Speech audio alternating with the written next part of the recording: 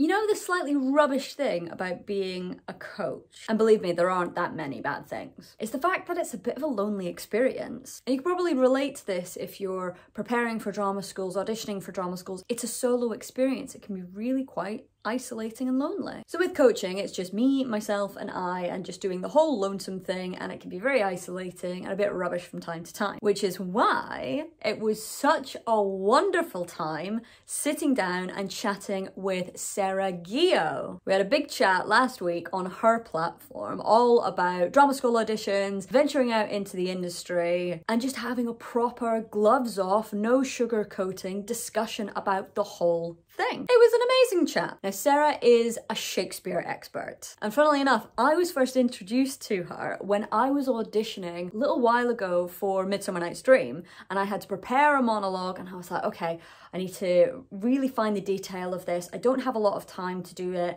I just want some expert help. And I came across her, and she is just, oh my God, she's just amazing. She's so precise and detail orientated, along with it being physically grounded and loads of fun. And it was just an amazing experience to get into the Zoom room with her and just chat the breeze. It was brilliant. And you, dear subscriber, get to watch the whole thing now. And by the way, if you like these kinds of videos where I'm actually just chatting with another industry professional, then you should check out my other video where I'm chatting with Philippa Strandberg-Long, who's the head of acting at Lambda. And you can find that video right here. Now, believe me, there's so much gatekeeping that happens within our industry and within the drama school audition season that knowledge really truly is power. And in both of these discussions, we go into the depths of what it actually takes, what we actually do in the audition rooms for drama school application. So it's well worth watching both videos. But for now, grab a cup of tea and some biscuits and watch the whole thing.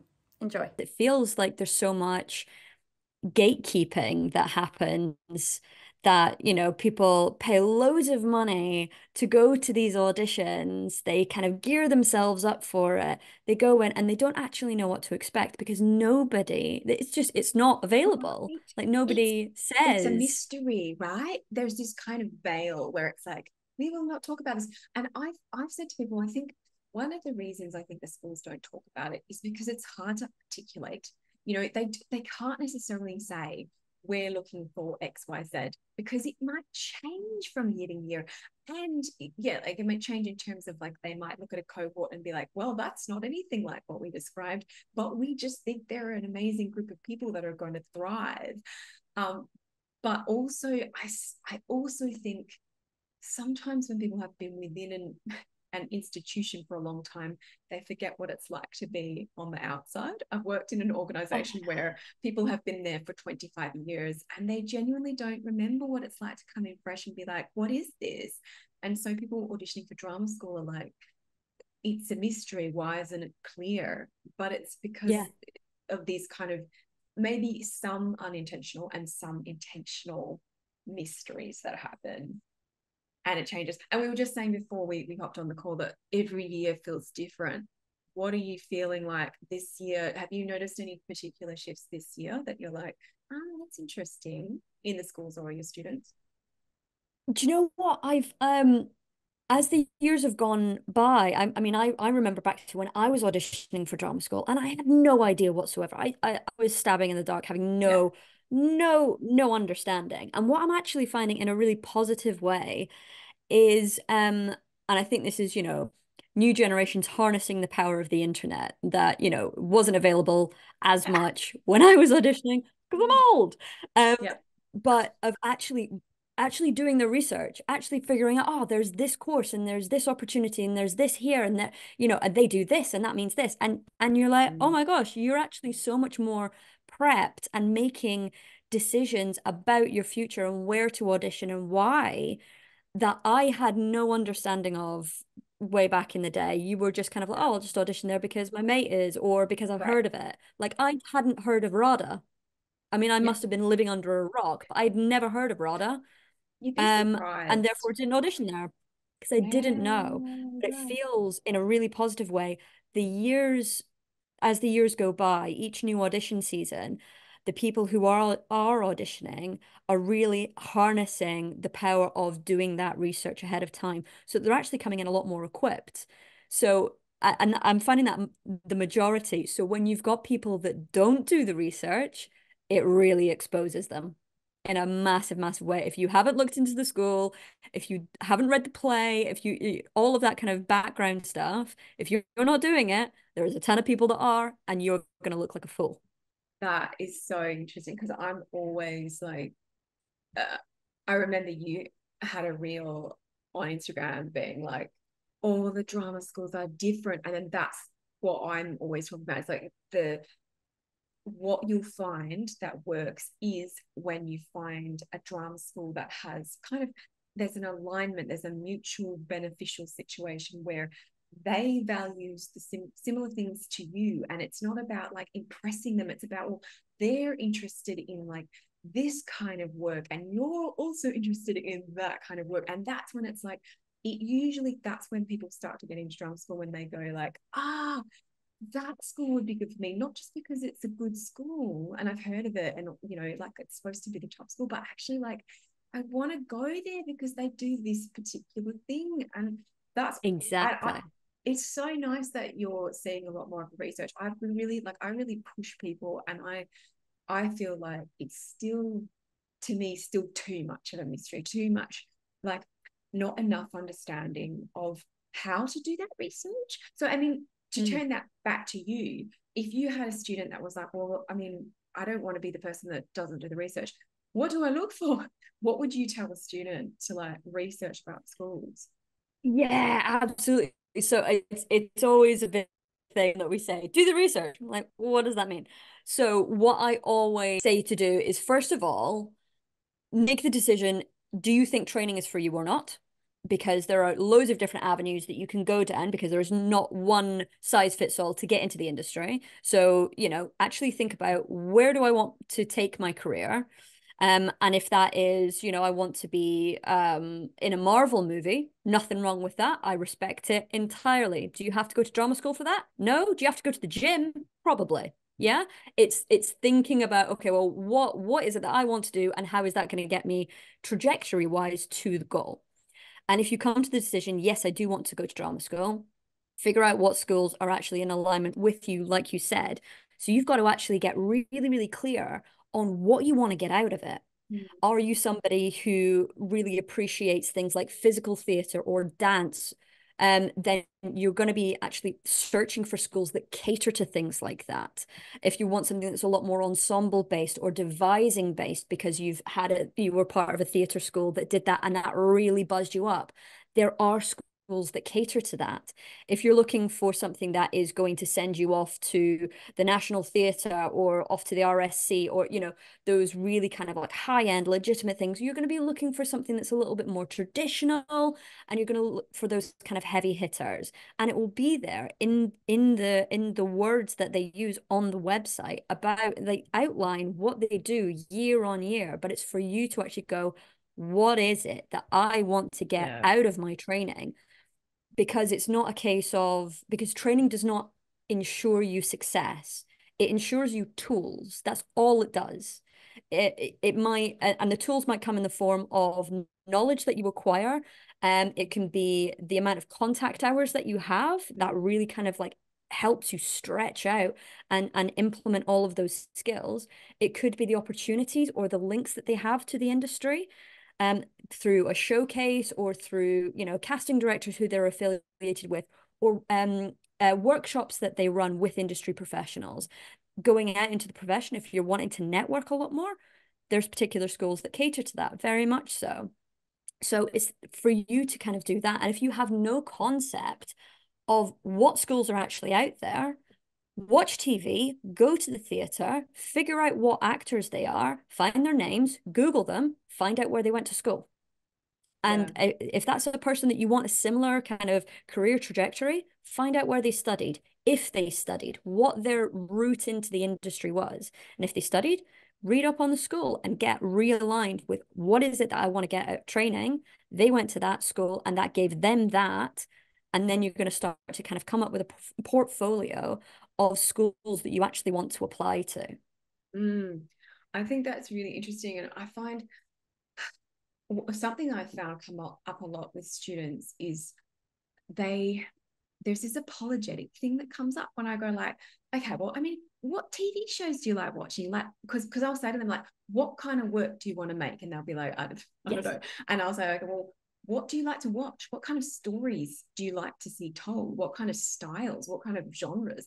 And they're kind of like, oh, I guess this, but like, I kind of, I'll do anything. Like, there's this kind of I'll do anything thing that happens for like, it's a lack yeah, mentality, a there's a scarcity lack, mindset of yeah, the going, I fear. will do anything, I just I'll want to do be anything. involved. Yeah, and it's the worst place to start from, and you can see it in I see it a lot in the personal essays, the personal statements where people are going like, oh, because they don't want to come across as arrogant, I think. So they don't want to be like, I'm going to do this, but then because they don't know how to find that really healthy middle ground, they end up kind of then apologizing. Oh, I know it's hard, but I really think I could do this. And like, that's not positive either, because now we feel like that you don't trust yourself. So you have to find that healthy middle ground that's like, well, I want to do this kind of thing. And that's not arrogant. I think just to sort of, for people that are listening, remembering it's not arrogant to have a preference about a kind of art you want to make. And that if you're you know not what? sure, like, consume art. And that means watching, Oh but go to the God, theater, yes. go to the theater. You have to, I mean, I made a YouTube video a couple of days ago that's going to go out soon Yeah, great. about this idea of personal statements and what you should be including in personal statements. And for me, and it's something that I didn't do and that really, really scuppered me, not just in the personal statement, but the actual execution of it when I was studying, is if you take acting out of the equation, say you were going to go to university and you wanted to be a lawyer, you have some kind of understanding about what Yeah, you wish to do with that degree. You've got right. an avenue that you're wanting to go down. Maybe you want to go into criminal law, maybe you want to go into family law, maybe you speak five Yeah, languages and you want to join a massive firm that you get to go all over the place. Maybe you want to do something that's with charity organizations. Maybe you want to do, be a lawyer representative for Amnesty International. Like there's so much scope, but there are not people going into law school going, oh, I know it'll be hard, but I'll do anything. No one whatever does you want. that. Yeah, Whatever you want. But it is this yeah, idea that there are way more actors going into the industry than there are jobs. There are way yeah, more people applying to drama school than there are places. So we're like, if I am amenable, if I yeah. am flexible, if I give, and I don't, demand anything, then you'll give me a place. As Which is not opposed to what we're true. actually looking for Yeah, is for people to have a bit passion, more of a plan. preference. Yeah, passion, Yeah, preference, preferences plan. about what they want to do. Yeah, Yes, there exactly. we go. We've Like, made our tagline. is it I had a coaching client and I asked exactly the same question that you did. What do you watch?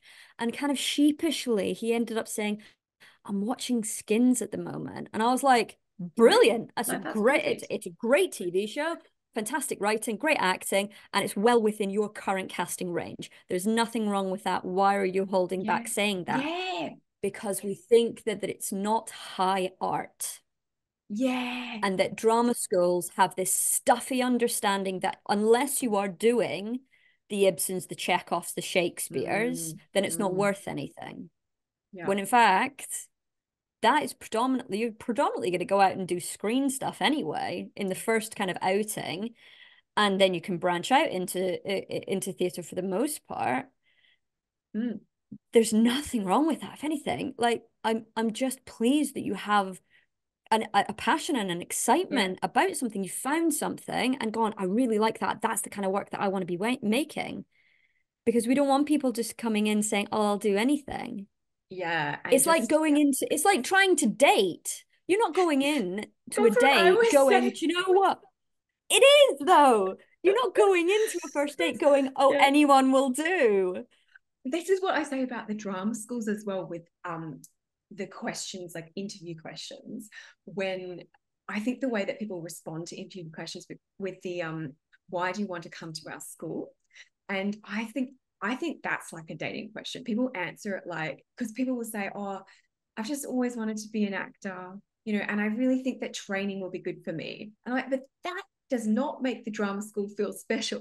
You have to think that like No, a date. You have to be like, I've I want to always date. wanted to be a wife, and I Yeah, think that marriage will be good for me. Come on.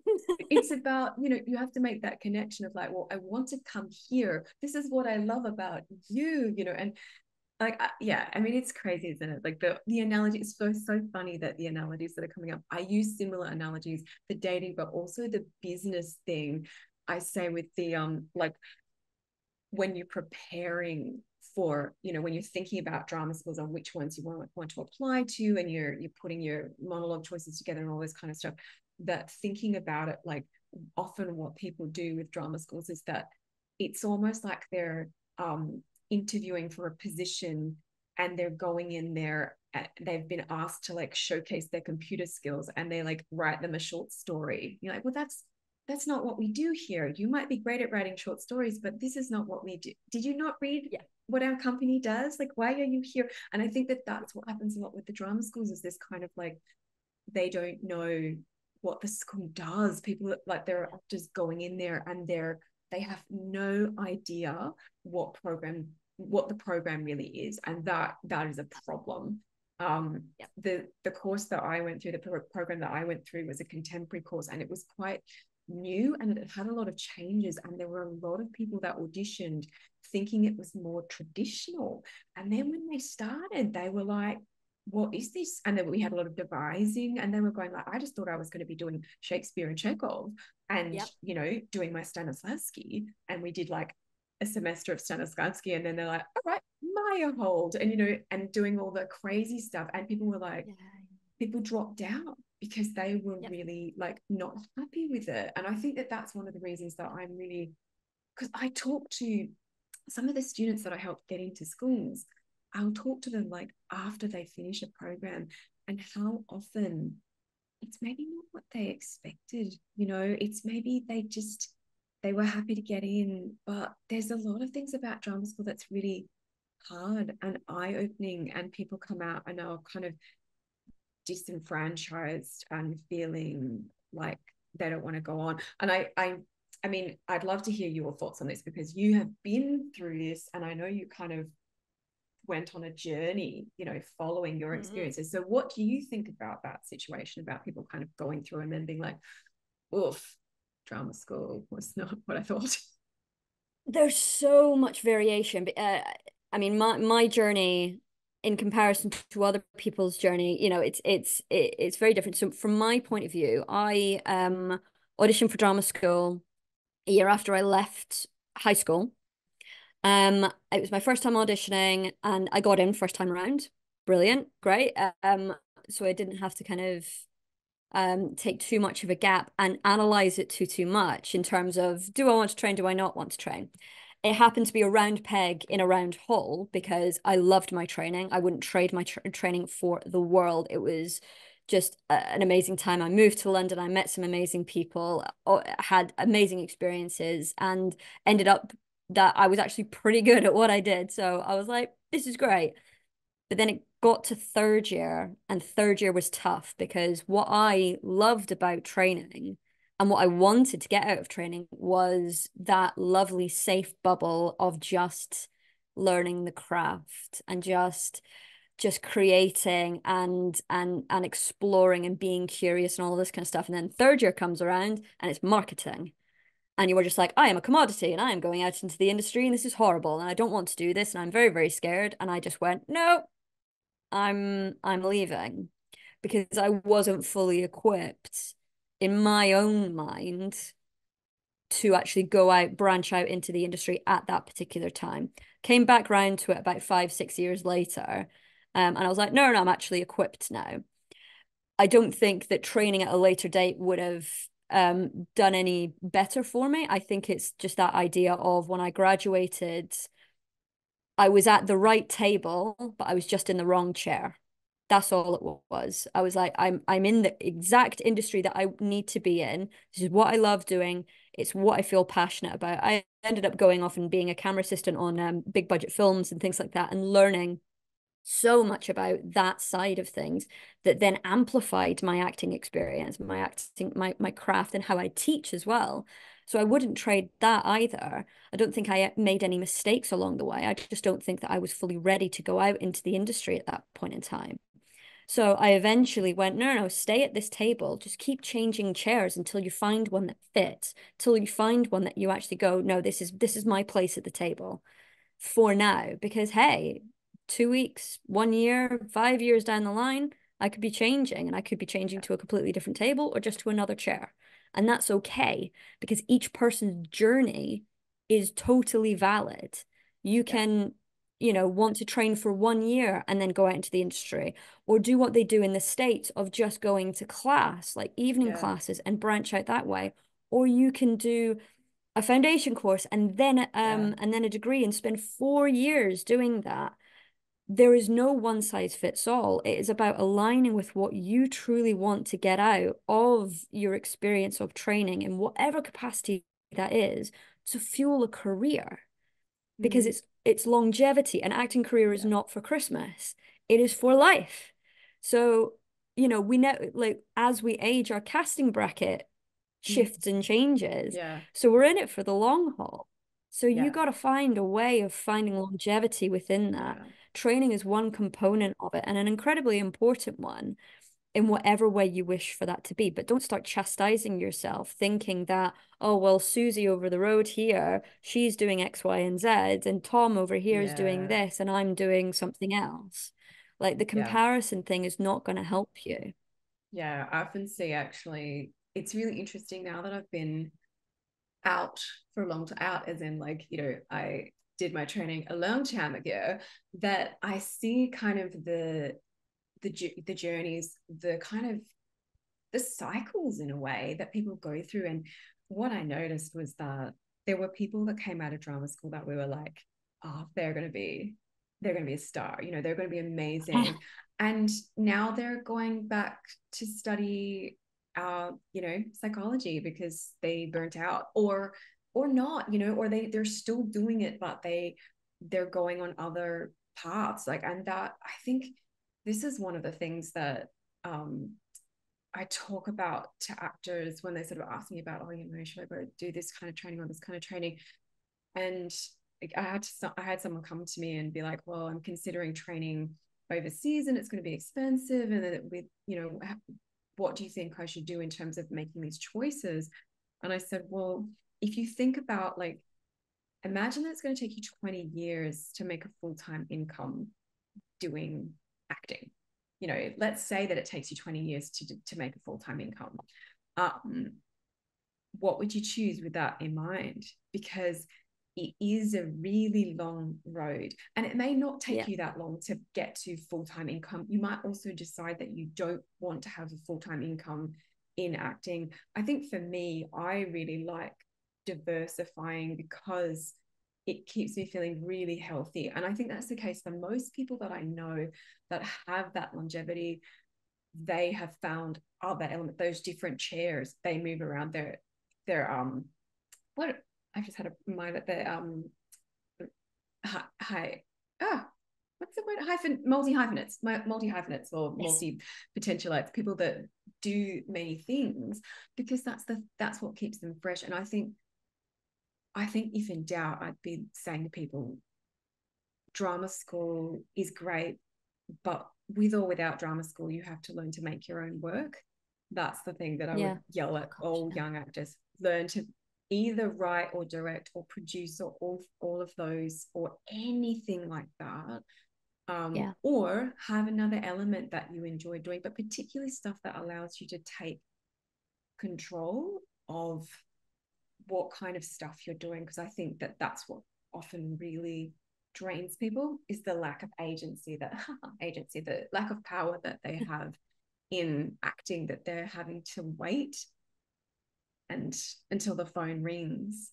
That I Yeah. think that in the end, drama school is so great, and it may make your path faster, your journey faster, but it also may not. It Mhm. may be that you have a great time at drama school, but then you just don't really find your place, and then you need a little bit of other Hmm. stuff to find it. And I think it can a lot of that something we don't discuss enough, I think, is the casting type element, and how some people will have that casting type that's castable like this when they're 25, and some people have a casting type that's probably going to be castable when they're 35, 45, or 55, 65. You know, like not everyone is castable at 25, or, you know, not castable in leads at 25.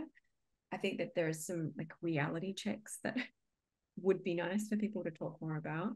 And it's a difficult one, especially because there's been so much talk, rightly so, about diversity, inclusivity, and not seeing things as seeing people as one entity, when in fact, you know, broadly speaking, a lot of those things do still exist, not to the same extent that it used to, of course, but it's that idea of going, yes, you were probably capable of playing this, this, and this. Yes, you are a transformative actor and you can do all of this, this, and this. But a casting director doesn't know you. An agent doesn't know you. They're not going to take a punt on you because you're unknown.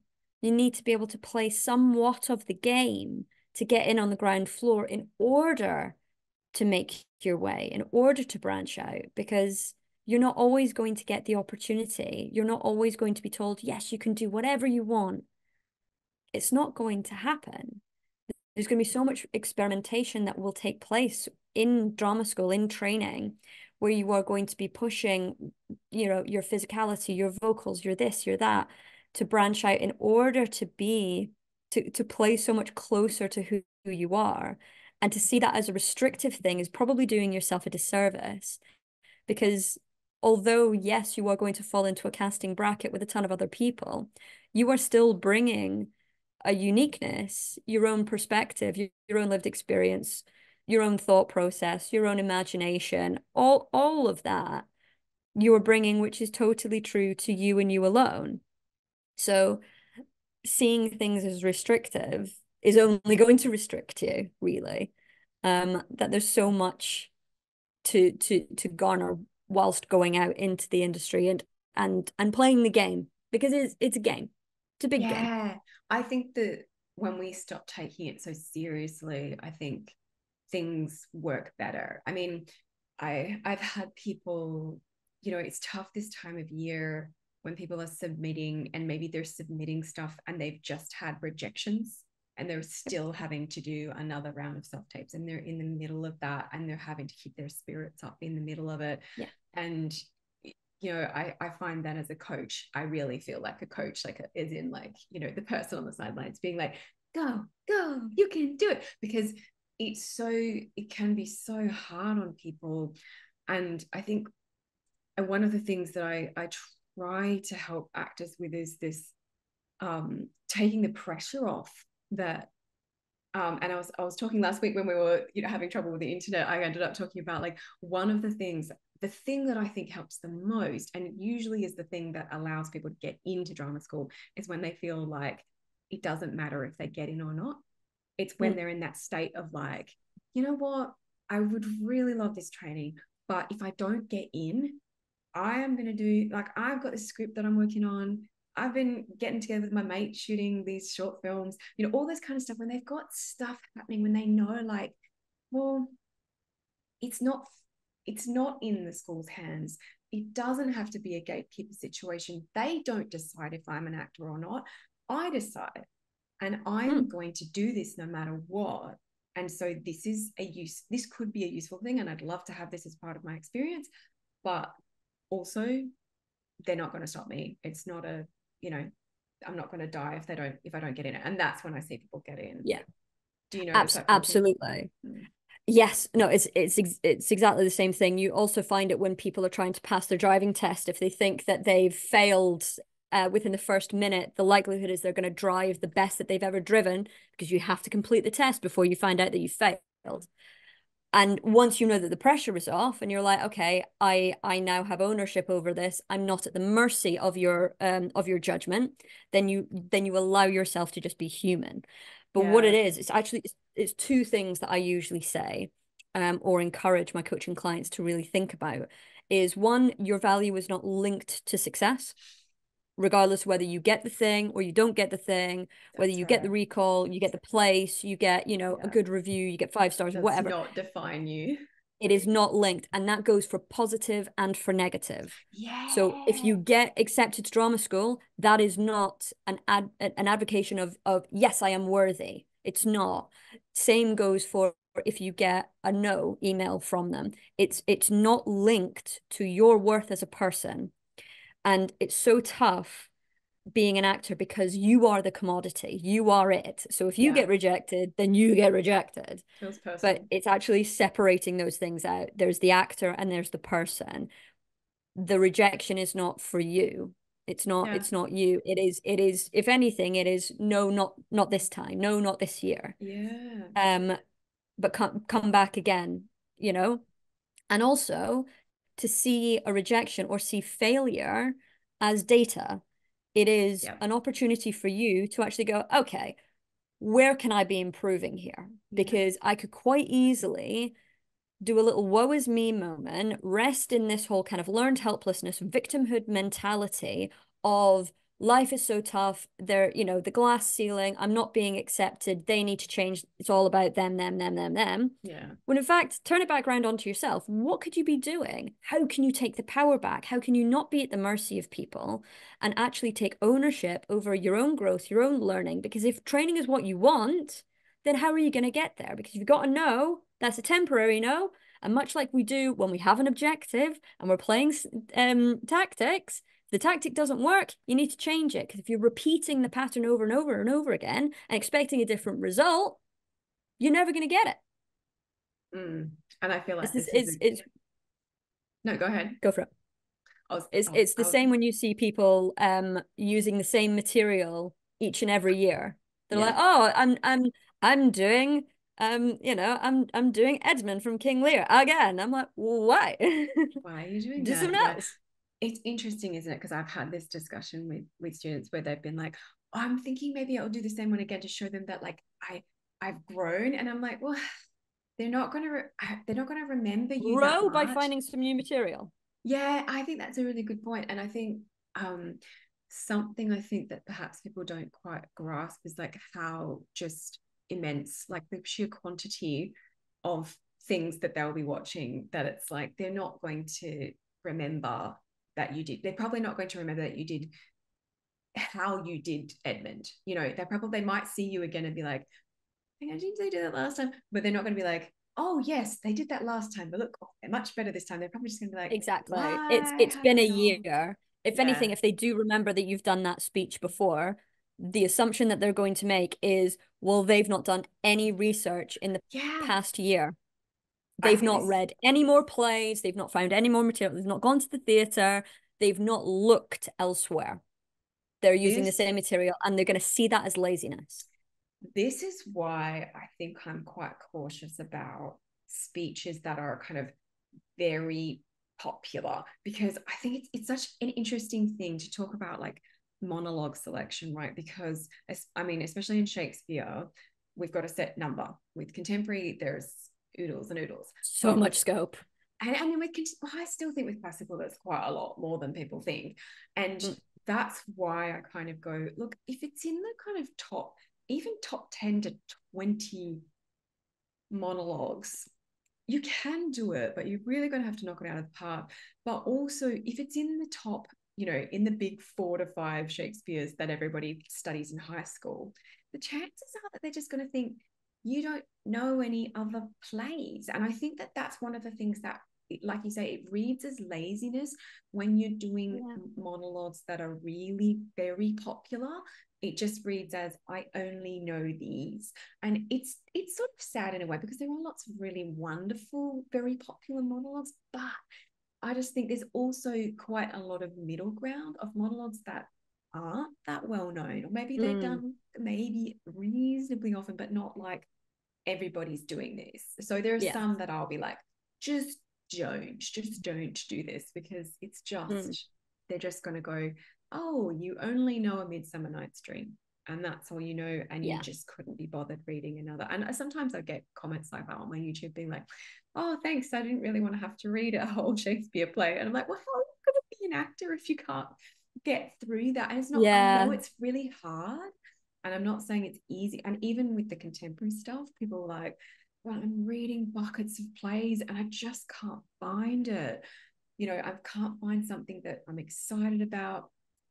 I mean, I mean, I whenever I'm confronted with that, I'm reading mm, buckets of plays and I can't find something that I'm excited about. I go, oh, wow, okay. That's I kind of worrying. You I should feel be like I get getting passionate and drained. finding, like, have an imaginative kind of reaction to not just to because I mean, text is our currency. As actors, text is our currency. Mm, But you should be getting inspired on a daily basis. Music, people yeah, watching, art, TV, film, theater, dance, all like you should be looking at things and absorbing things, going to museums. Like I was in New yeah, York a couple of weeks get ago, inspired.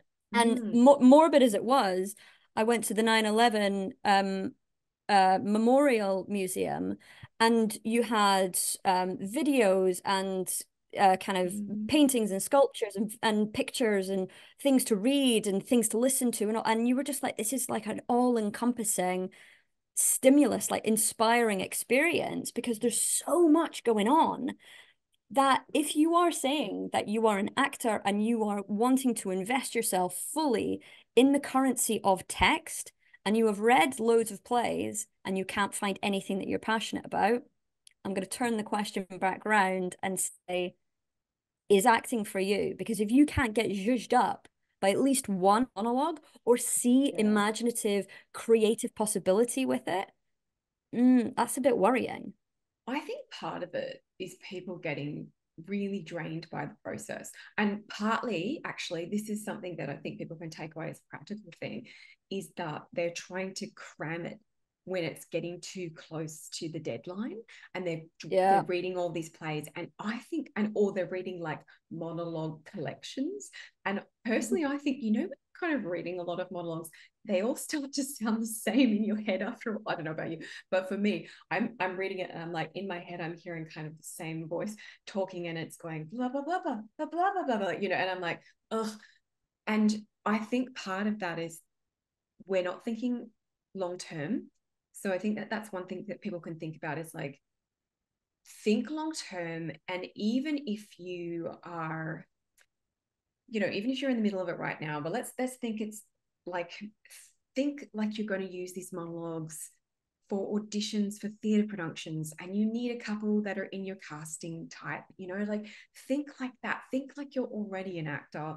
Look Mm. for, and even I think sometimes we're kind of stabbing in the dark, that people are maybe reading a bunch of stuff without necessarily being excited about, say, the playwright or the style or the material, but in fact that we could be starting from a different place and going, what kind of playwright do I like? What kind of style? And like, read that first instead of Yeah. subjecting yourself to like random stuff. And especially if they haven't seen it live or online. I think that's the other thing I would say to people, is like, watch things like National Theatre at Home, for example, if they're in the UK, National Theatre at Home, but also for the US, even for the US, Mm. National Theatre at Home, but Broadway HD or whatever you can find. There's a lot more Mm. stuff online now. Monobox as well.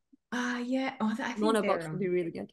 yeah, that's great. I think there's so many things online now that I think can get you really excited about just articulating what kinds of plays you might actually like to read, and going Yeah. through that process. And if in doubt, kind of Googling what like playwrights similar to blah blah, and then Yeah. and going down that path and being practical about it instead of like grinding through it. Yeah. um yeah, that I think what I'd love to hear from you is like, we talked about,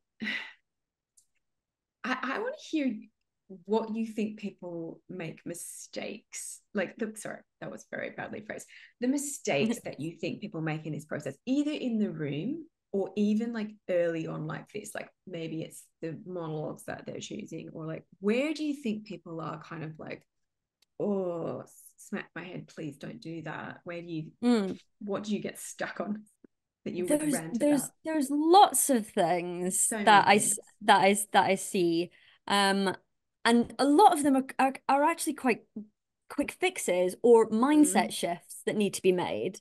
So the yeah. first big mistake that and I drill it into people as best I can, um, is seeing yourself as at the mercy, going in with the attitude that you are not worthy of being there. Yeah. Um, so you rush through it and you Yeah. apologize your way through it. Um, or on the flip side of playing the arrogance card, the cocky card, Yes. because the common myth that, oh well, the top theater schools, they want that kind of you need to own the space and own the room, and that's the thing that they're going to, like, Yes. teetering on the edge of feeling so unworthy or Or that overly cocky. I And it's a saw this. status game. So So I was going to throw so in if you this. think about yourself Mm, and then the panel, if you are playing they are much higher status than me, then it is going to be, I'm so sorry, please, please, please, yeah. please, please. And if you're playing the cocky card, then it's a case of you should be so lucky to have me. When in fact, what it is, it's equality. You're going in to collaborate. Mm, It is, they have a problem. They have a cohort of 30 to fill. Like they've got 30 spaces that are left open right now, and they need a solution to that problem, and you are it. You're actually doing them a favor by coming in, and they're doing you a favor by giving you a platform to do your thing. Like it's an equal exchange that you are both there to do. Much like a rehearsal room, you go in as equals to investigate, to explore, and to yeah. create together. That is the thing that, as an audition panel member, when I get somebody coming in the room going, right, okay, let's explore, let's do some redirection. What do Yeah. you think? And like things like turning the interview into a conversation rather Yeah. than a test. Yeah. Like Be a you're like, oh, person. okay, you're taking up the space in a way that feels equal, it feels open, it feels Yeah. collaborative. And if you're able to collaborate with us, you're going to be able to collaborate with 25 or 30 other people in your cohort. People are going to want to work with you. Yeah. They don't want to work with you if you are like kind of weeping in the corner and shaking Yeah. like a whippet that's been left out in the rain for too long. And same if you are thinking that you're the best thing since sliced bread. Yes. Nobody wants to work with those people. They're going to That's right. want to work with the people who are there to collaborate, who see everybody as equals, that you are there to actually venture out into a common goal. That's the thing that we get fired up by. Yeah. So I think a Yeah. lot of the time people have this misconception that auditions are tests when they're not. They're an opportunity to go in and collaborate with equal, fair-minded people. Yeah, I think that's one of the things I often say to people is like think of it like a rehearsal where you've already got the gig and the director trusts you and you trust the director Yeah. and that you're there to work together to get to an outcome. And I think that's exactly right. It's not a test.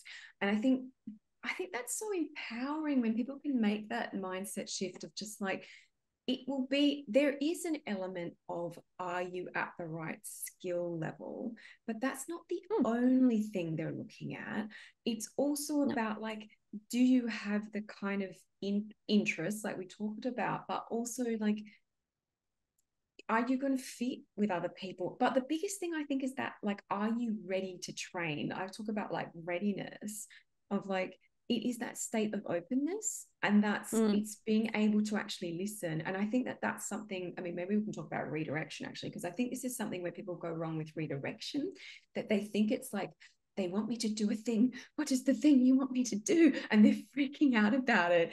Whereas Yeah. actually quite a lot of it is just like, well, how open are you? Are you open or are you frozen? Like, are you like stuck in patterns? Or are you frozen in fear? Yeah. Or are you actually able to listen to what I'm saying and try something new? And half the time, I think the panel is not looking for, like, sometimes they might be if they're looking for a technical thing that maybe they want to just see what you can do. Or if you did two monologues that were like basically the same and they just want to see you like do something different.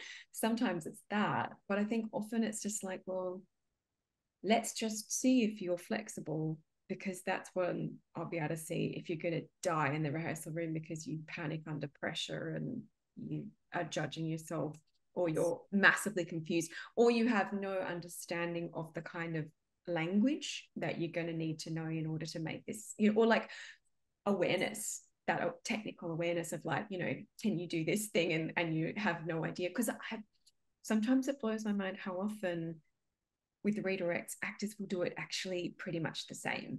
Do you see that a lot? You go like, yes. do this, and I've said to people like the only way you can fail a redirect is to do it the same. That's basically the only way you can fail a redirect.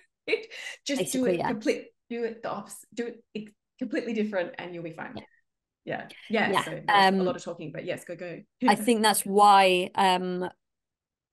drama schools insist on redirection at an earlier stage. It's usually either in the first round if you're doing in person, or on Zoom or something like that.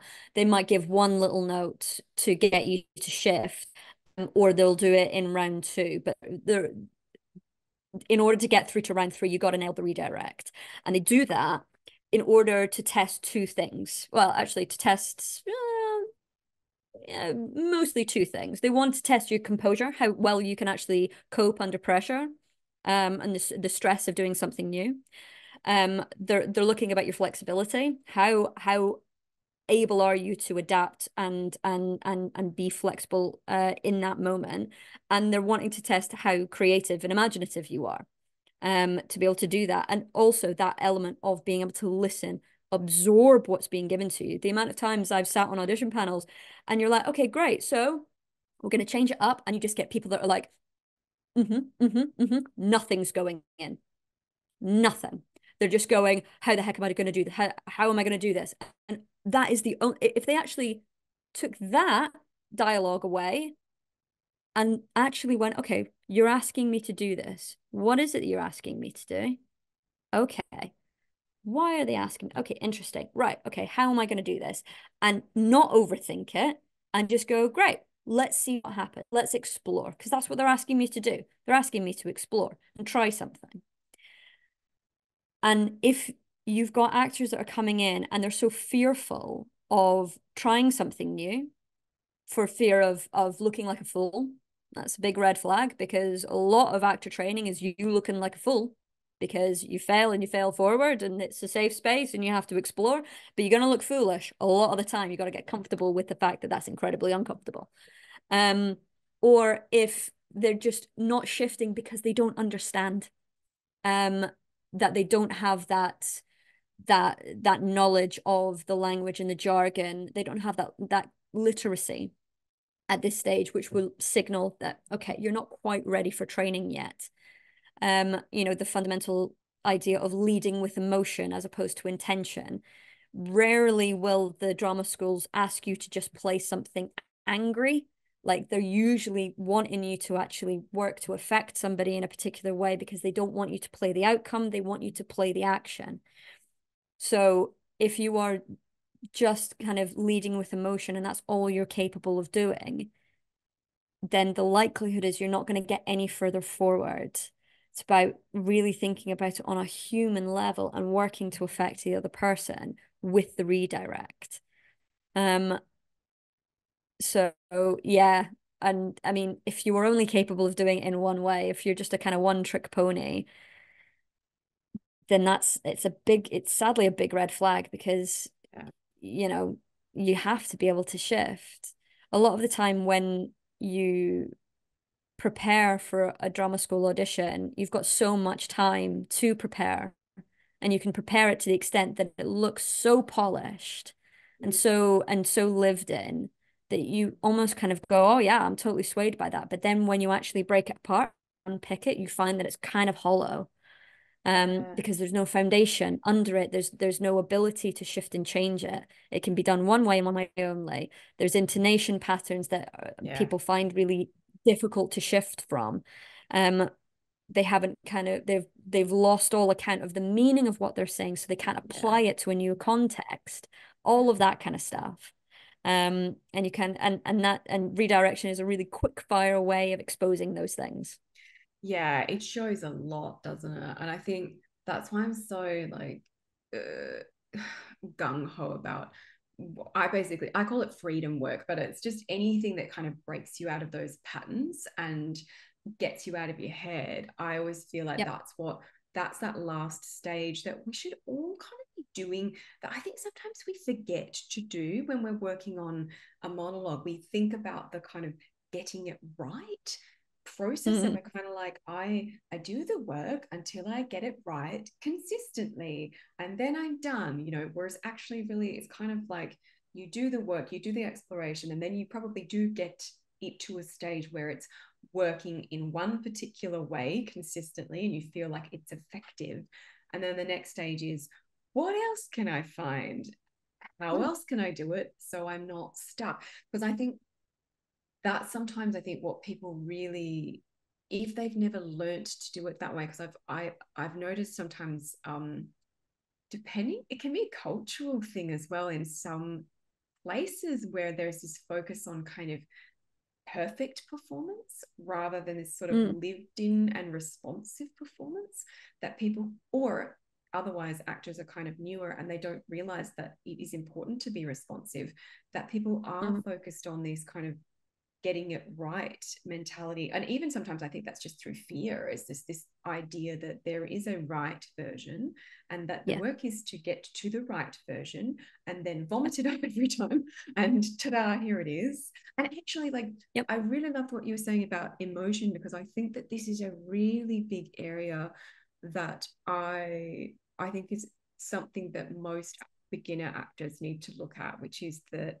they think that acting is about producing a particular emotion at a particular intensity at a particular time, and that over time they realize, oh, that's not what the job is. And I think that that's one of the biggest flags with actors in drama school auditions, when it's like they're just shooting emotion at you and you go, there's no journey there, there are no beats, there's no thought. A lot of the time there's nothing. It's just, here are my feelings good enough?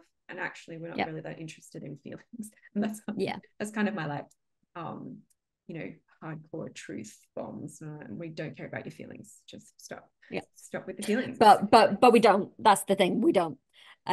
We care about what you're doing. And it's through no fault of their own, because if you read any novel, it is always a bit of dialogue, and then it's, Sarah said angrily. That's the description. Yeah, right. That's what we have to go off of. So we go, okay, well, I'm going to say this angrily. Yeah. That's rah. And you go, okay, well, that's, it has the flavor and the sound and the effect of anger. It's not coming from anywhere because there is an action involved with that. But the novels don't say, Sarah was trying to do this, this, and this to so and so. It is just the end result of what is perceived as anger. And a lot of the time, when people are leading with that level of emotion, all they're doing is work that is on the outside looking in. They're looking at it from the audience's or the panel's perspective, as opposed to creating the scaffolding of thought from the character's perspective. Because the character, like, have you ever had those occasions where you'd be in the middle of an argument with someone and they're like, calm down, you're being hysterical. And you're like, I'm not being hysterical, I'm making a point. They see emotion, you see the intention. Emotion is the byproduct of you working to affect somebody. Yeah. Yes. Emotion is static. It's static and it's passive. It actually has to be, it is just this like cannonball that it won't do anything by itself. You actually need to load it into the cannon in order to shoot it. It won't do it by itself. And it comes as a bonus of you doing something. Like, you're gonna get the explosion if you actually load up some gunpowder and set it on fire. It doesn't, it's otherwise it is just a ball that does nothing. And it weighs you down. And it becomes very self-absorbed. So by making it all about the other person, you're actually propelling the momentum of the speech, the situation forward. And what you'll do is you'll suspend that reality to such an extent, like, because it's not truth. We keep talking about, we need truth in this. It's truth. It's not. Because the thing is, I can stand on stage, or I can go on stage, get down on all fours, say I'm a table, and you gotta believe me. Yeah. That's truth. There's truth in a suspended reality. So Truth is how can we relative. bring ourselves to that truth in a suspended reality? And it's by playing intention, because if we can play intention, we can actually trick our brain into believing that that is truthful. And what comes of that is emotion. Yeah. Yeah.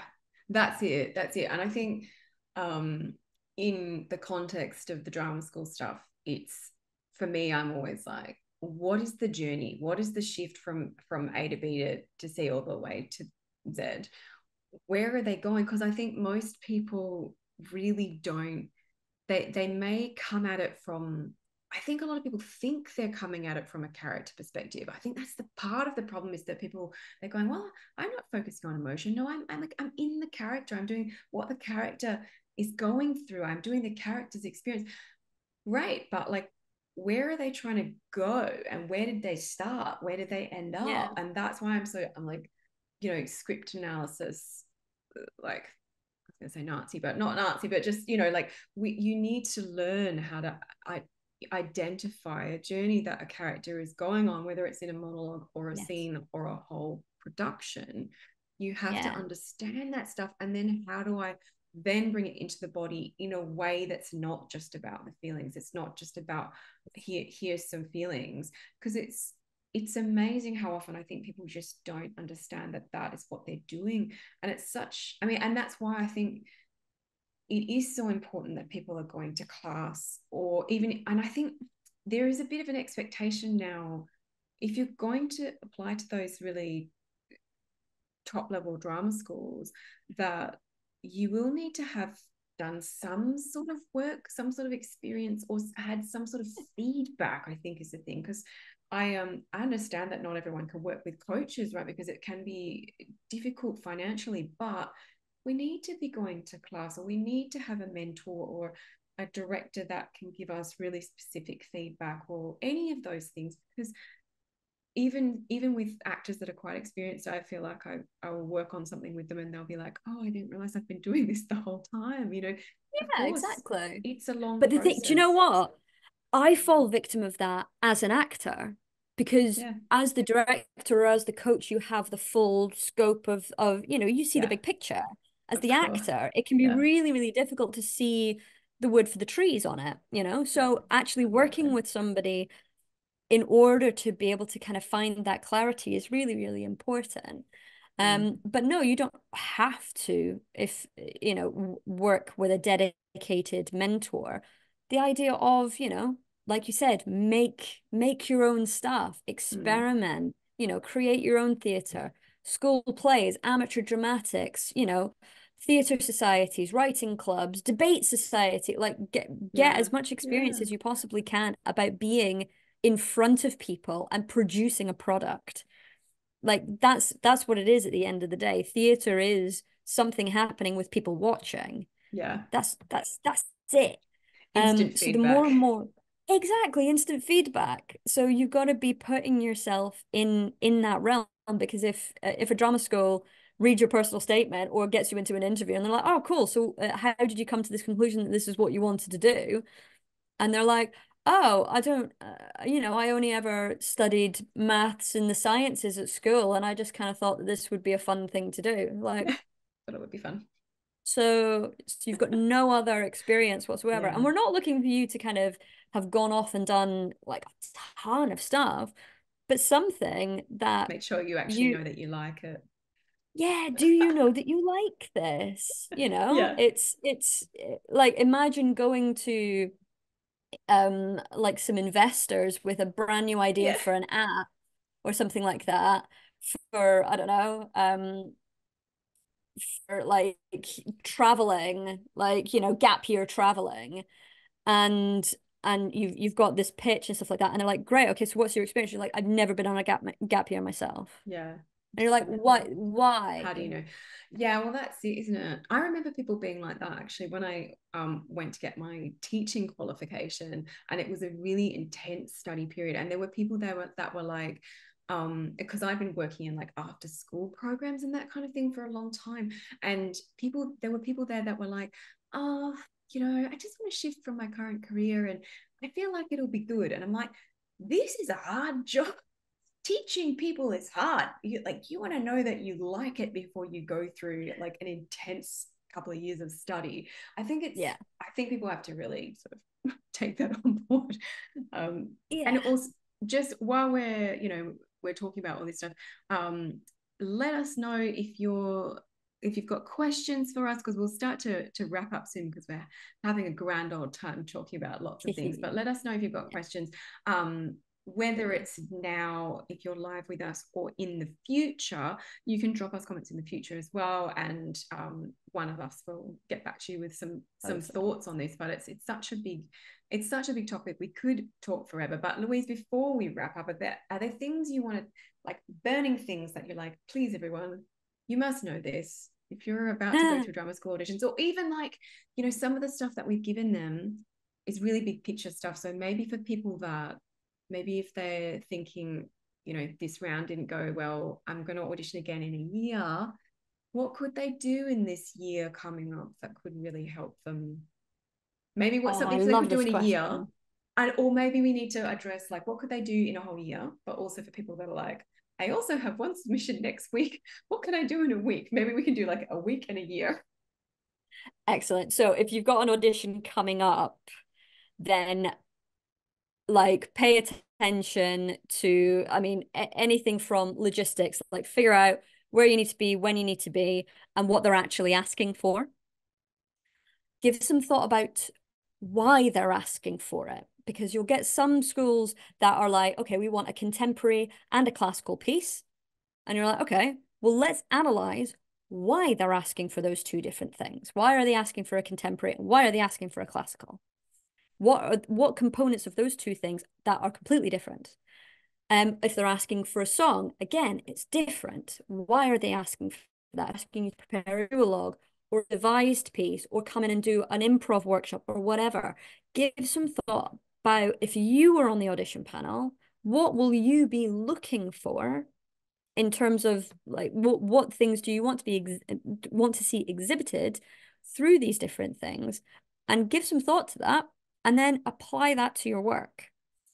Don't let it go stale. Try it lots of different ways. Don't be precious about the way in which you are going about this. Yes, you maintain the integrity of the creative choices that you are making, but know that you can shift and change those things on a dime, and that is a gift. It is good to be able to find different ways of producing it.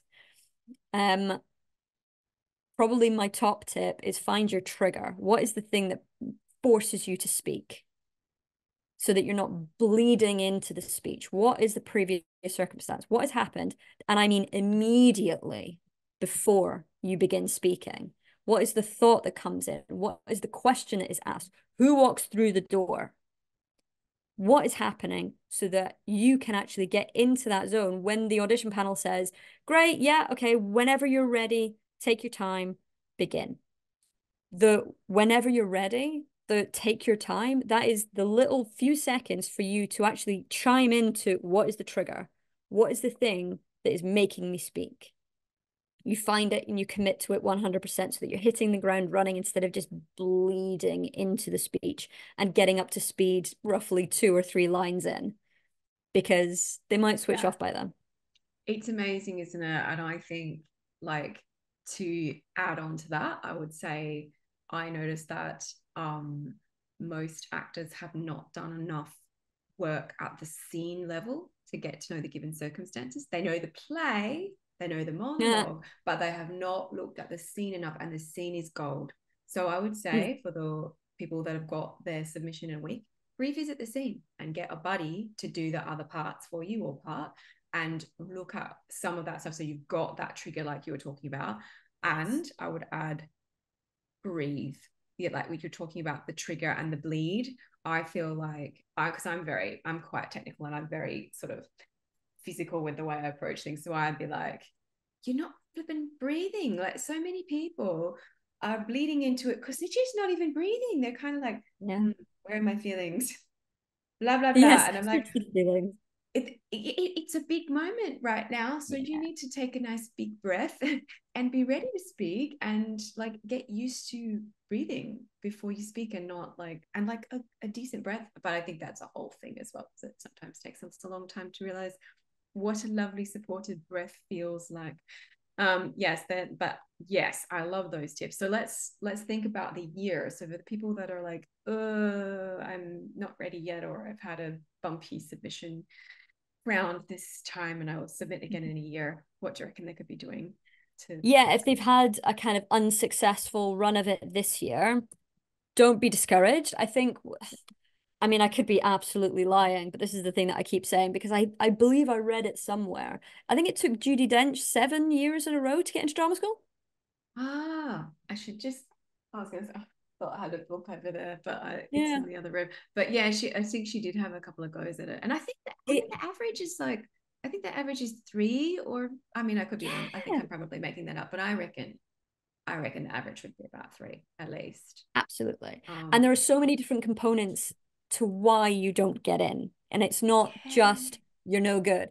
It's not that yeah, necessarily. We've talked about the idea of you're not quite ready yet. A yeah, lot of the time, drama schools take age into account. You know, the yeah, likelihood is they're not taking 17, 18-year-olds. They're wanting you to have a little bit more yeah, grounding and a little bit more lived experience of the world that you can bring into your actor training and your actor's process.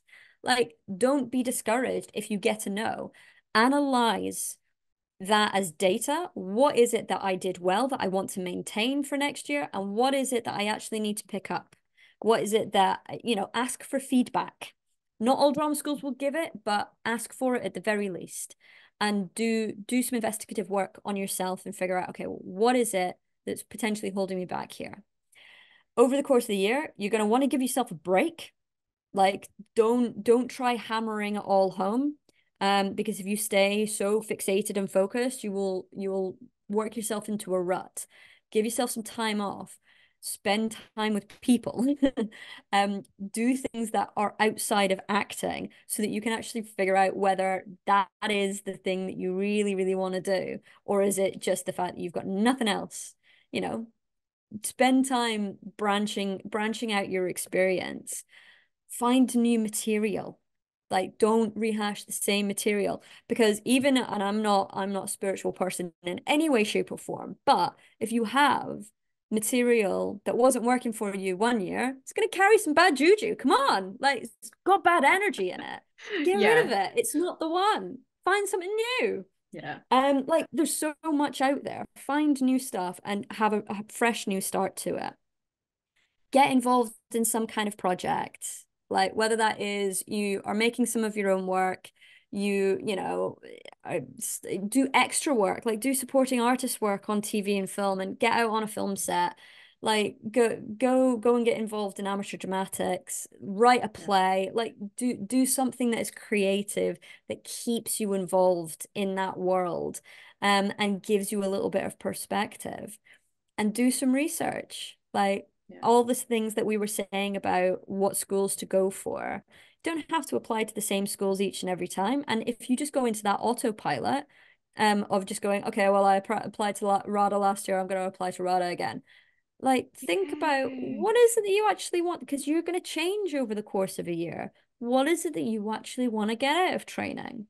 yeah, And then reapply that to the research that you were going to do again, because syllabuses change, teaching staff change, ethos changes, yeah. intention within training changes. You gotta make sure that you're still realigning with each and every school that you're applying for.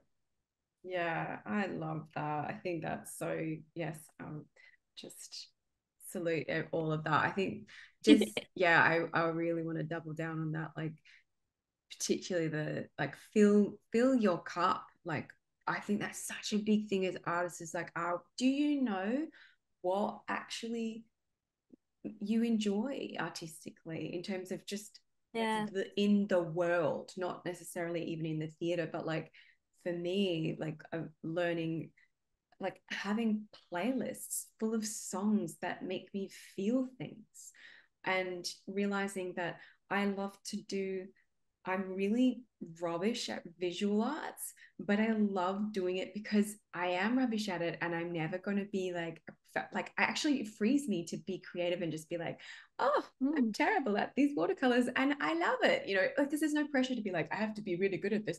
The pressure's off, and it just makes me feel so happy and creative and like a kid, and I feel like that knowing yourself, knowing that element of yourself, like and even your values, like what is it that you really value about Yeah. why do you want to be an artist, like why do you Mm. want to be an actor, and why do you think it's important in the world? Like start asking yourself those questions, because at some point it will be hard, and it may be hard Yeah. now, or it may be when you're training or after you're training, or it Yeah. may be all of those times will be hard. But Yeah. when the going gets rough, when you understand your why, I think that's so important. Yeah. And to find your people, and especially Oh if yeah. you're kind of having trouble, if you feel like drama school may not work out for you, then having a person that you just having people that you want to make work with, I think it can be really hard, it can be really isolating. I think isolate this kind of work, you can sometimes feel alone, but we have to do it together. So be Mm. vulnerable and make connections and go to a class. Even I feel like do this stuff even if you think it's not going to be good. Like go to a class even if you think the class is not going to be that great and you're not going to learn anything. Go and do amateur dramatics even if you think, oh, kind of a bit beyond that now. Just do it anyway, so you've got people and practice and you're living the life, and like Yeah. treat yourself like a professional artist every day. Mm. That's hard, because that's ultimately I think what the job is. After you finish drama school, it will be a big void of time where you'll be like, what do I do with my time? And you need to know, this is what I want to do and this is how I use my time. I watch these movies because they make me feel good, and I listen to this Yeah. music, and I talk to these people, and I hire out rehearsal spaces or whatever, all those things, Yeah. just to, this is who I am and this is what I do, that Yeah. stuff. So, oh my goodness, there's so many things we could talk forever about all this stuff, because You there's so could. I was like, oh yeah, there was other things we were going to talk about as well, but Yeah. oh my goodness, and maybe we need to do this like as we're next year, as we head into the drama school season next year, we'll do like a pre-season like a game plan for everyone. Oh my gosh, that'd be amazing. So tell us about where we can find you, and if people want to work with you, tell us, give us the like a bit about you as a coach, and where we can find you on the socials and all that stuff and things you've got coming up. Cool. Yeah, I mean, I help actors who audition for drama school and professional actors who have kind of had their confidence knocked. There's loads and loads of things that a coach can help you with, and I find a lot of joy and satisfaction out of doing that. So if you are one of those people, you can find me on Instagram. So that is LMC Coaching. Same on YouTube. I do weekly YouTube videos, so a little bit more kind of long form, where I can go into points that I'm raising within Instagram and just kind of really nail that home a lot more. You can sign up for my weekly newsletters on my website, which is lmccoach.com. Louise and I are around to support you guys in your journey. So drop us comments or let us know what you need and what you think. And we all keep in touch. I'll put all the details in the description for those that are watching on YouTube in the future. That will all be there for you below. And thank you very much for joining us, everybody. And we'll see you guys again another time, maybe next year for drama school auditions.